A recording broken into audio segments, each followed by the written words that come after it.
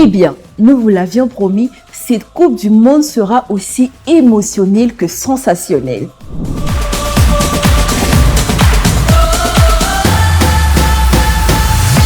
Cette semaine, la VAR a tranché que France Piron suivra désormais le mondial depuis le banc de touche après avoir eu des propos dégueulasses à l'endroit du joueur Jérémy Doku. Ça se représenterait peut-être pas plus jamais dans ta vie. C'est vraiment un moment particulier. C'est un rêve de gosse que tu réalises. Et tu vas quitter tout ça pour aller assister à la naissance de ton enfant, qui est un moment dégueulasse, excusez-moi, où le papa ne sert à rien, il a un rôle de figurant. Comment ça, on sert à rien? Non, tu sers à rien. Mais cette histoire connaît une fin heureuse, car le joueur de la sélection belge est devenu papa d'un petit garçon depuis le 22 juin dernier.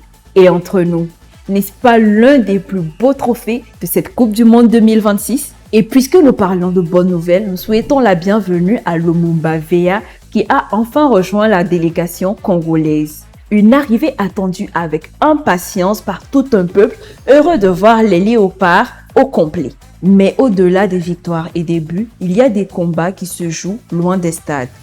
Et c'est pourquoi nous envoyons beaucoup d'amour à Yann Diomandé, qui aurait aimé partager cette expérience de la Coupe du Monde avec sa petite sœur bien-aimée, partie trop tôt. Et parce que la vie n'arrête jamais le chrono, nos pensées accompagnent le sélectionneur de l'équipe de France qui était contraint de rejoindre les siens après la triste disparition de sa mère. Il ne sera donc pas par conséquent présent lors du prochain match face à la Norvège. Comme quoi, au-delà de la Coupe du Monde, il y a de grandes priorités qui dépassent le football. Alors, on essuie les petites larmes parce que le mondial, c'est aussi des moments de fou rire. Les phases de poule ne sont pas terminées que certains supporters espagnols ont déjà fait le remix du son culte de VG Dream, ramenant la coupe à la maison.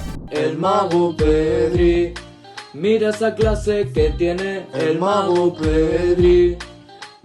Et pendant ce temps, les Écossais n'y sont pas allés de main morte.